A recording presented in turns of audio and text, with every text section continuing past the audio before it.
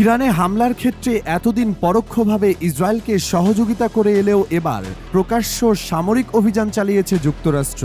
স্থানীয় সময় শনিবার রাতে মার্কিন প্রেসিডেন্ট ডোনাল্ড ট্রাম্প আনুষ্ঠানিকভাবে ঘোষণা দেন, ইরানের ৩টি পারমাণবিক স্থাপনায় সফলভাবে হামলা চালানো হয়েছে। এই পদক্ষেপের তীব্র প্রতিক্রিয়া জানাচ্ছে আন্তর্জাতিক মহল, বিশেষত ফিলিস্তিনের স্বাধীনতাকামী সংগঠন হামাস এবং ইয়েমেনের হুথি বিদ্রোহীরা। হামাস এক বিবৃতিতে মার্কিন হামলাকে প্রকাশ্য আগ্রাসন আখ্যা দিয়ে বলেছে, এটি আন্তর্জাতিক আইনের সরাসরি লঙ্ঘন এবং বিশ্বশান্তি ও নিরাপত্তার জন্য বড় ধরনের হুমকি।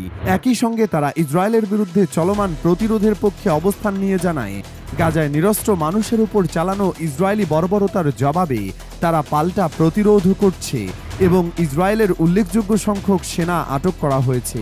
তবে পশ্চিমা বিশ্ব, বিশেষত যুক্তরাষ্ট্র, হামাসের এ প্রতিরোধকে সন্ত্রাসী কার্যক্রম হিসেবে চিহ্নিত করে আসছে, যার কারণে হামাস সবসময় তাদের টার্গেটে পরিণত হয়।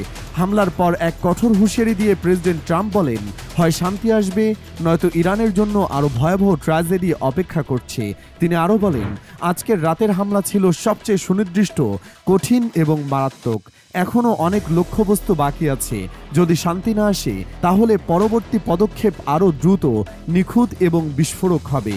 এর আগে তিনি তার মালিকানাধীন সামাজিক যোগাযোগ মাধ্যম ট্রুথ সোশ্যালে লিখেন, আমরা ফোর্দো, নাতাঞ্জ ও ইস্পাহানের পারমাণবিক স্থাপনাগুলোতে অত্যন্ত সফলভাবে হামলা চালিয়েছি।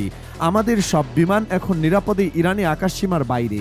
বার্তা সংস্থা রয়টার্স জানিয়েছে, এই অভিযানে যুক্তরাষ্ট্রের B-2 স্টেলথ বোমারু বিমান অংশ নেয়, যা অত্যন্ত উচ্চ ক্ষমতা সম্পন্ন এবং ভূগর্ভস্থ লক্ষ্যবস্তু ধ্বংসে বিশেষভাবে সক্ষম।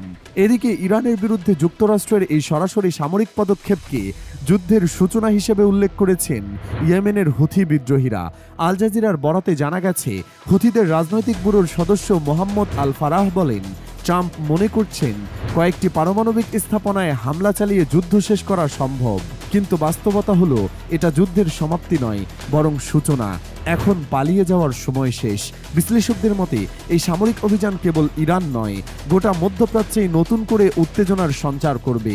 ইসরায়েল ও যুক্তরাষ্ট্রের ঘনিষ্ঠ সমন্বয়ে এই আগ্রাসী কৌশল এখন সরাসরি একটি বিস্তৃত যুদ্ধের দিকে গড়ানোর আশঙ্কা তৈরি করছে।